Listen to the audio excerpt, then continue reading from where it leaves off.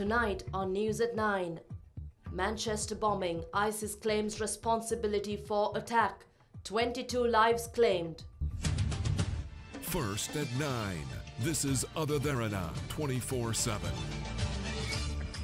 President begins 3-day state visit to Australia.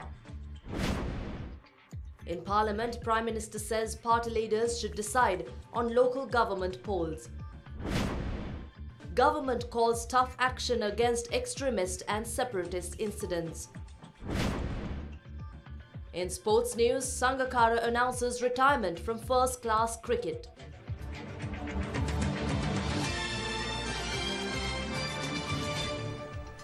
Good evening. This is your Prime News at 9. Terror groups continue to target Europe, with the latest incident claiming the lives of 22 in Manchester. And we start off with that news. The attack, which shocked the world, leading to multiple deaths and injuring at least 60 at the Manchester Arena in England following a pop concert by US singer Ariana Grande last evening. The news of the explosion has sent ripples, with the so-called terror group Islamic State claiming responsibility for the attack. 2 girls aged 8 and 18 have been identified among the dead. The explosion was reported to have hit the foyer of the arena at around 10:30 p.m. shortly after Ariana Grande left the stage. Around 21,000 people are reported to have been at the concert at the time of the explosion. Oh my God!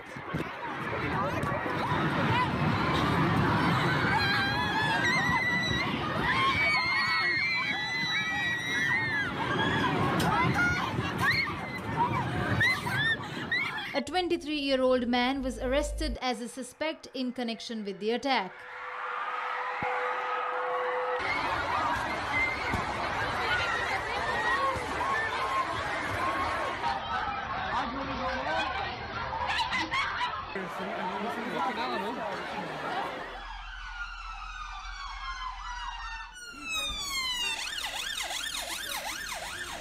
British Prime Minister Theresa May has called the attack one of the worst terrorist incidents Britain has suffered.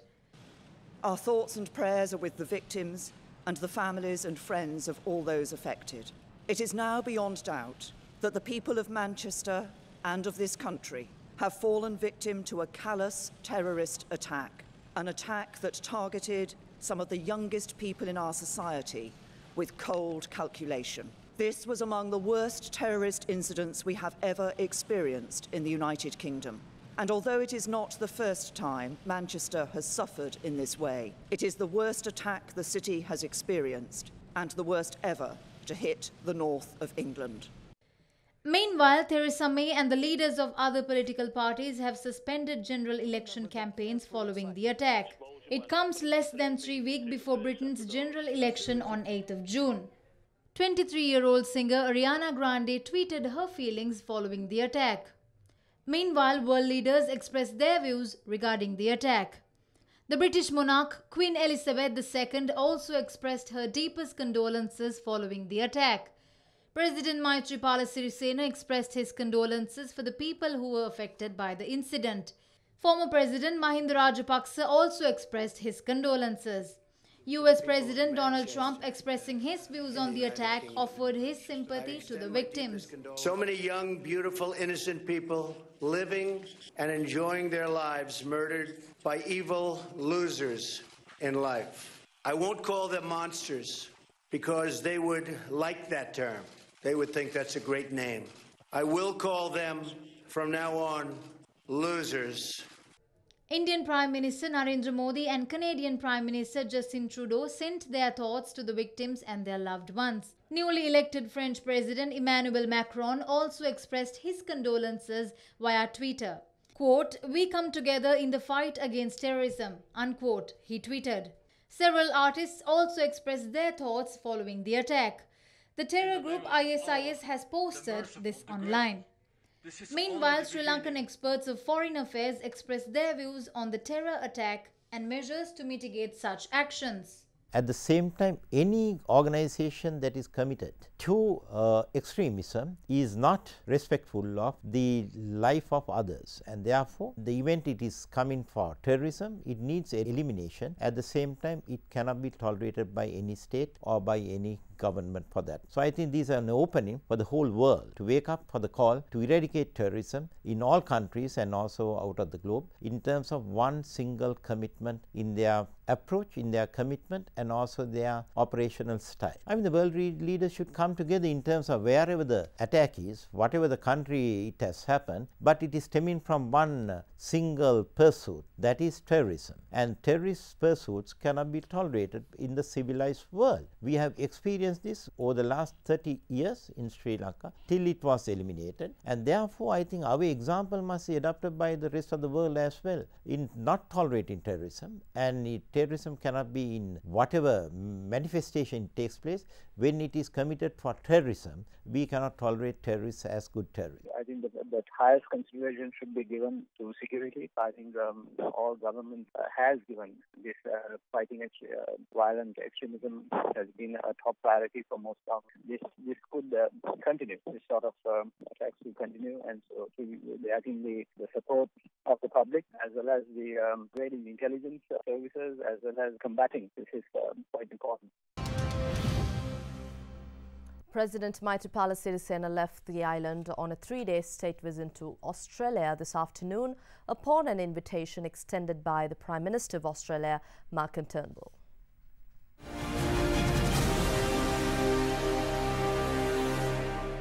The President's state visit to Australia takes special significance since this is the first occasion a Sri Lankan head of state was invited for a visit of this nature. Attracting Australian investments and inking MOUs to strengthen bilateral collaboration are expected to dominate the President's agenda. President Maithripala Sirisena will also visit ANU Commonwealth Scientific and Industrial Research Organisation Centre for Genomics, Metabolomics and Bioinformatics for research on development of food crops. The centre is established in the Australian National University with the assistance of Commonwealth of Nations. During the tour, the President will also visit the National Arboretum in Canberra to analyse the Australian experience of increasing the forest density. Meanwhile, the President's media unit highlights the Sri Lankan High Commissioner in Australia, Somasundaram Skandakumar, as saying that the President's tour creates a potential for expansion of bilateral cooperation in the mining and education sectors, and Australian investors to look forward to mine exploration on the western coastal areas in Sri Lanka. And Prime Minister Ranil Wickremesinghe says that political parties should come together to find long-term solutions for the development of the country. He expressed these views at an awards ceremony in view of the National Youth Day, which falls today, at Temple Trees this morning.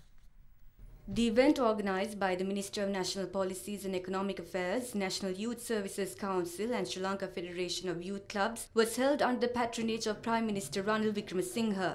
Officials of the Youth Services Council and district-level winners of the Youth Got Talent Gamata Kotayak programme were among the felicitated. Furthermore, the event also saw the presentation of certificates to former youth parliamentarians. As a government, we're looking at ways to secure the future of our youth by providing employment and giving them a livelihood. Political parties should come together to provide solutions in the long run and look into ways as to how can we come together to create a new constitution which will create the foundation to move forward.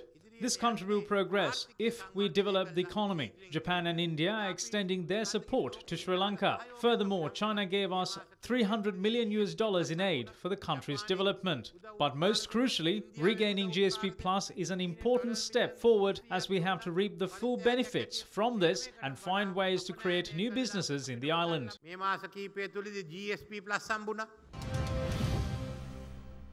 And in Parliament today, Prime Minister Ranil Wickremesinghe said that it is necessary to understand the stance of the party leaders on the election system before holding local government polls.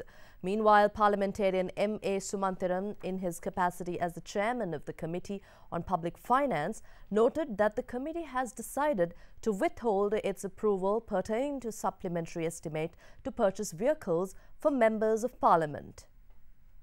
The Honourable Faisal Mustafa, Minister of Local Government, gave an assurance to the House on the 20th of April regarding the local government elections that the necessary instructions will be issued and the Commission can come into operation in order to hold the local government elections. I would like to ask the Prime Minister, the joint opposition demands have been conveyed before to know as to why doesn't the government immediately give the necessary mandate to the Election Commission to hold these local government elections, which is long overdue for over 2 years as per today.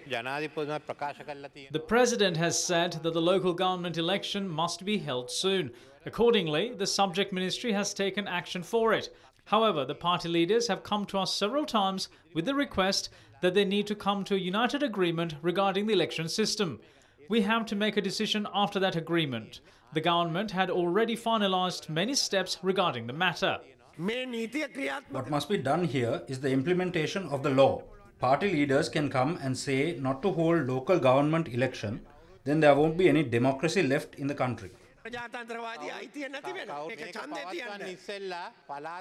Before holding this election, there must be around 50 amendments to the election ordinance. We couldn't come to a final decision, so we have to get together again and discuss this, and then I will let the Cabinet of Ministers know about it. Things can't simply be implemented just because there is a directive. There is no election law yet. It will take more time if a few parties try to stagnate the process. So let's do this with a common agreement. Resolutions under the Appropriation Act and note on the supplementary allocations given from the budgetary support services and contingent liabilities provision made under the Department of National Budget as per the introduction note of the annual estimates which were referred to the said committee. And with your permission, want to highlight one matter. The committee, after consideration, agreed to the said resolutions. In respect of the note, the committee requested the Director General of National Budget to provide the details of vehicles purchased to ministers from January 2015 and of present condition of previous vehicles used by the ministers, and decided to withhold its approval until the receipt of the requested details. A parliamentarian representing the Mathura district raised the first issue for me as the finance minister. I am happy that it's about the district itself, but give me 2 weeks to look into the matter. As a fellow politician from Mathura and a citizen of this country, I would take this opportunity to convey my heartfelt congratulations to him. Also, I would like to tell you that when President made the public announcement, he said he initiated his cabinet reshuffle to move forward as a country. So naturally, it highlighted the concern whether Foreign Minister Mangala Samaravira was an obstacle to move forward as a country. On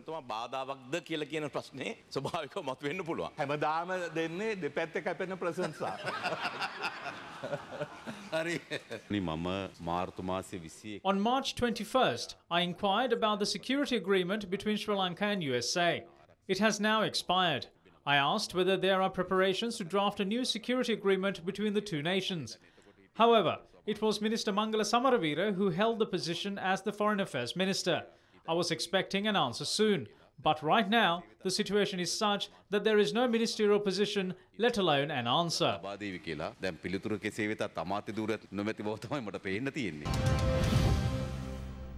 Commenting on yesterday's cabinet reshuffle, the Economic Research Unit of the Joint Opposition says that unsuitable appointments have been made to Ministries of Finance and Foreign Affairs.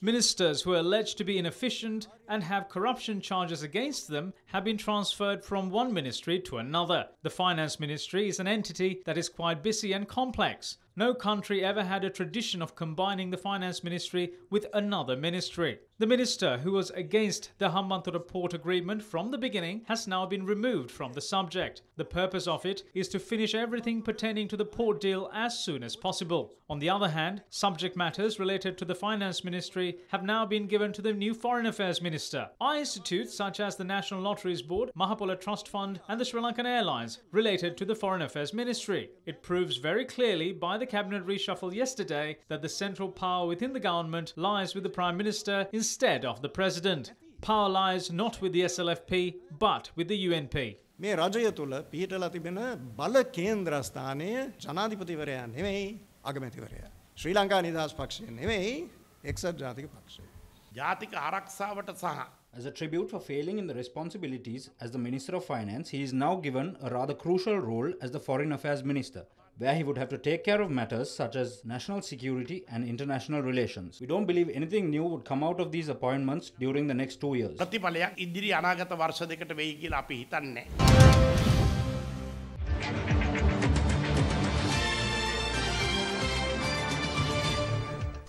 Welcome back. The rescheduled cabinet met for the first time this morning under the patronage of President Maithripala Sirisena. During the meeting, government has decided not to tolerate any incidents of extremism or separatism. Cabinet co-spokesman Minister Gayantha Karunatilaka disclosed these details at a media briefing held at the parliamentary complex today. During the media briefing, the minister revealed both the President and Prime Minister Ranil Wickremesinghe had given special attention to recent incidents across the country and had instructed the IGP to authorize tough action pertaining to disturbance of the reconciliation process. Certain factions have been inciting incidents recently with various agendas, including separatism. During the cabinet meeting today, the government decided to oppose such incidents. Law remains the same for everyone, irrespective of their political influence, race, religion or caste. The Minister of Law and Order has convened a meeting with the hierarchy of the police and had informed that the responsibility of such incidents fall with the officers in charge of the police stations in the relevant localities. No citizen can misuse the law in the country. නීතිය අවභාවිතා කරන්න රටේ කිසිම පුරවැසියෙකුට අයිතියක් නැති බව. Meanwhile, following the cabinet reshuffle, former Minister of Skills Development and Vocational Training, Mahinda Samarasinghe took office today as the new Ports and Shipping Minister. The minister said that he is aware of the challenges in his new role and will overcome these whilst giving prominence to the development of the country.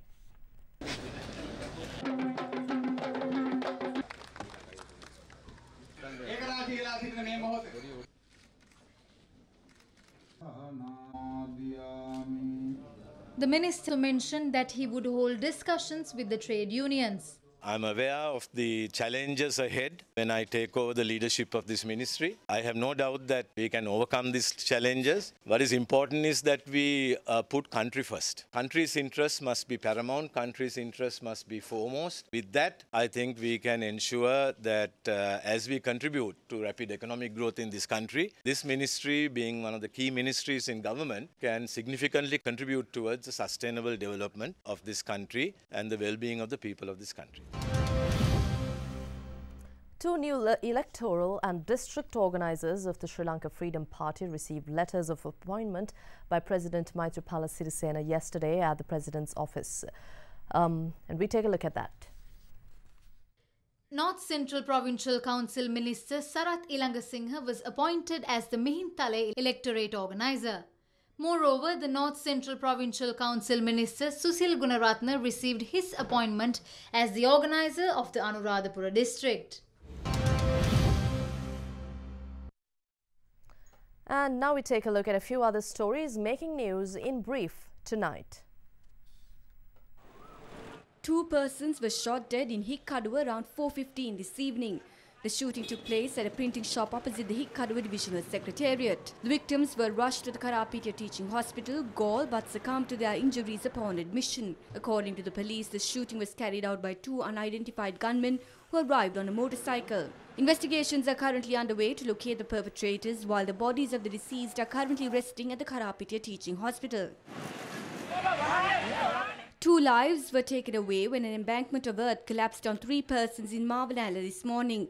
Rescue efforts were in full swing as time was of the essence to save those who were buried. The earth embankment fell when a group of construction workers were erecting a sidewall at a private property close to Alutpalama in Mavanala. One was killed on the spot while the other 2 was rescued and rushed to the Mavanala base hospital. One of the 2, however, succumbed to his injuries upon admission, while the other is currently receiving treatment at the ICU. Officials from the National Building Research Organisation who arrived at the scene stated that construction did not have prior approval and was carried out in an improper manner.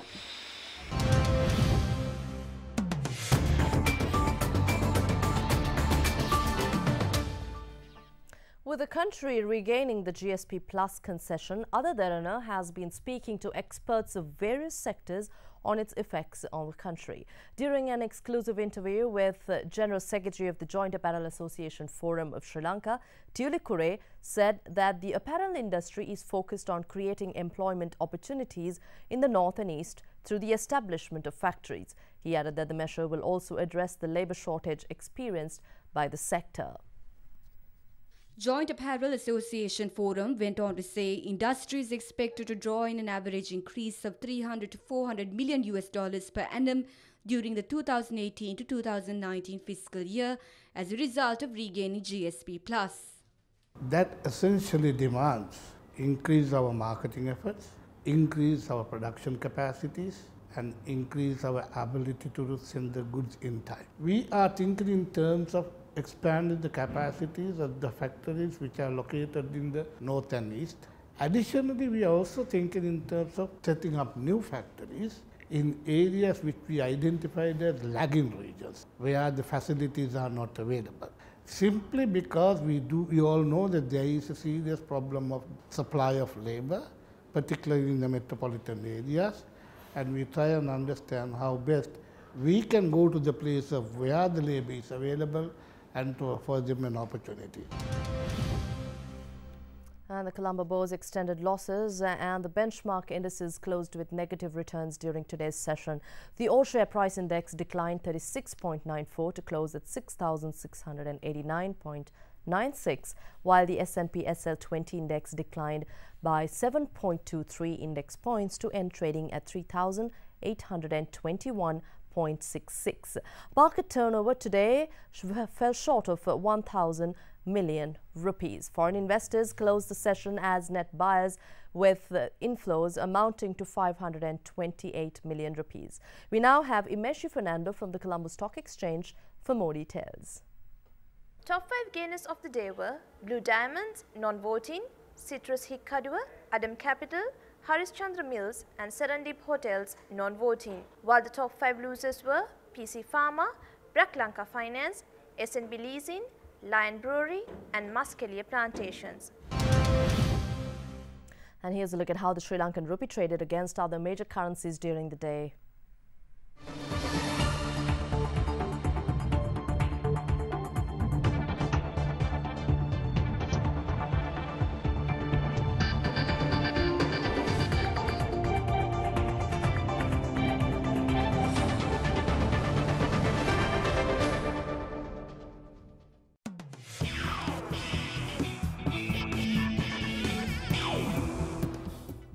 Welcome back to sports. Scoring twin centuries at the Lords, passing 20,000 career first-class runs and being portrayed in the pavilion at the home of cricket is the dream for most cricketers. For Kumar Sangakkara, however, all these accolades happened over the course of one weekend, and on the back of which the Sri Lankan legend has decided to retire from first-class cricket.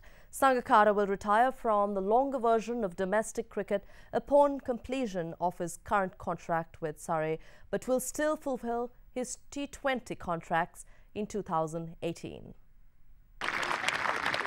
Despite scoring 1,000 first-class runs last season and scoring twin centuries at Lords over the weekend, Sangakkara believes September will be the best time to lay down his bat. Sangakkara will head to the Caribbean to play in the CPL at the end of June, and when asked if he would play T20 cricket after the summer, he replied, "Yes, I think the mercenary in me is still alive. I've got a couple of contracts I have to honour this year and one at the start of the next year. But no one wants an old dog just playing for the sake of playing." The batting maestro has averaged more than 57 runs across 134 tests, making 11 double centuries and 38 centuries. Sangakkara scored his 60th century in first-class cricket over the weekend, having played 254 matches, averaging 51.18 in 420 innings.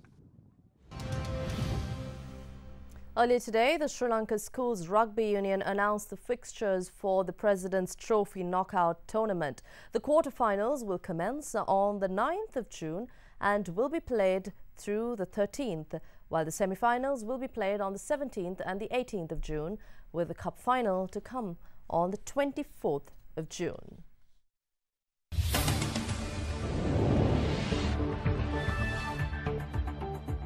As he wraps up his visit to the Middle East, US President Donald Trump says he's committed to trying to achieve a peace agreement between Israel and Palestine. He made the remark speaking at a joint news briefing held in Bethlehem with Palestinian President Mahmoud Abbas. US President Donald Trump arrived today at Bethlehem, where he met with his Palestinian counterpart Mahmoud Abbas on the second and final day of his official visit to Israel and Palestine. I am committed to trying to achieve a peace agreement between the Israelis and the Palestinians, and I intend to do everything I can to help them achieve that goal. President Abbas assures me he is ready to work toward that goal in good faith, and Prime Minister Netanyahu has promised the same. I look forward to working with these leaders toward a lasting peace. Following his visit to Palestine, Trump returned to Israeli territory, where he visited the Israel Museum and paid tribute at a Holocaust memorial in Jerusalem. The Indian Army today claimed to have destroyed several Pakistani posts along the de facto border known as the Line of Control. India's Army spokesperson Major General Ashok Narula said the action had been taken to stop Pakistan's army from helping militants cross into Indian-administered Kashmir. Pak Army has been providing support to the armed infiltrators. We want peace and tranquility in the state of Jammu and Kashmir. For this purpose, it is essential that the infiltrations along line of control are controlled. Pakistan's army spokesman, however, swiftly rejected India's account. Indian Kashmir has seen an upsurge of violence over the last few months, for which India blames Pakistan.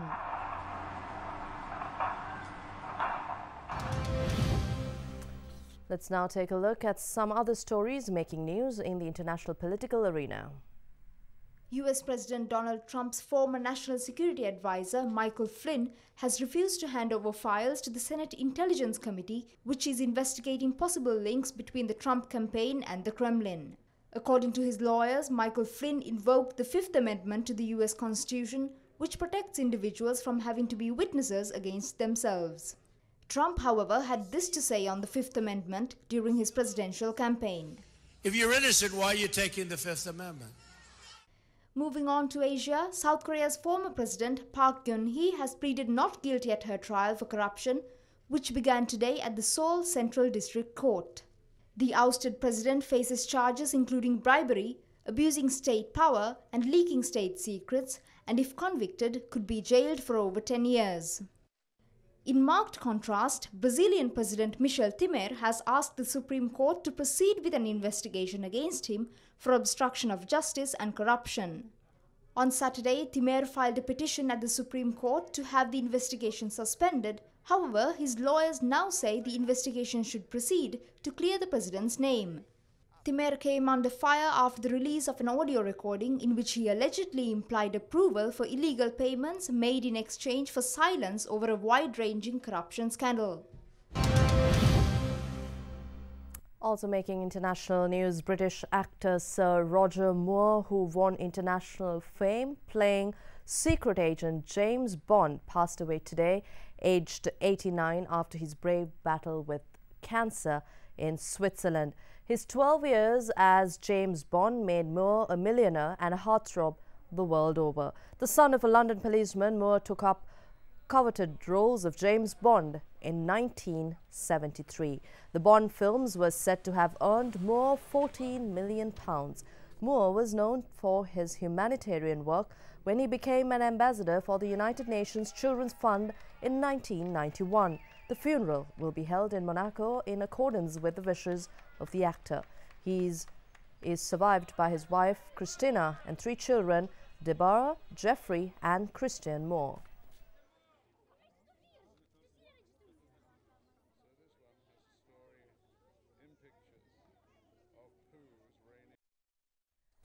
And that's all from your news tonight. We'd like to leave you with some visuals from some paddy fields.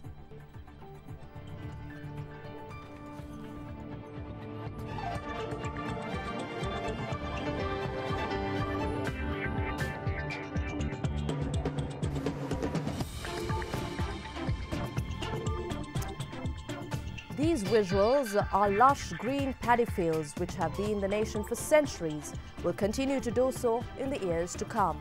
Have a pleasant evening. Good night.